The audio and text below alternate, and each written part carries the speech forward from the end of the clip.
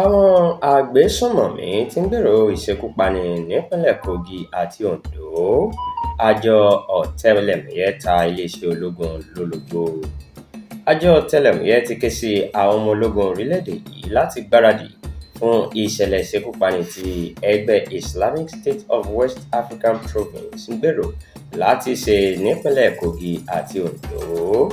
Nínú lẹ́tà kan tí wọ́n fi ránṣẹ́ sí alákòóso àwọn ọmọ ológun tó wà ní Àkúrẹ́ ni wọ́n ti sọ pé ogun àwítẹ́lẹ̀ kì í parọ́ tó bá gbọ́n o.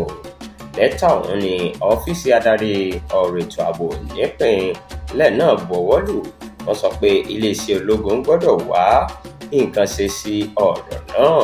Wọ́n ké sí àwọn iléeṣẹ́ ológun yòókù láti rí wípé wọ́n ṣiṣẹ́ papọ̀ láti lè rí wípé ìṣẹ̀lẹ̀ náà kò ṣẹlẹ̀.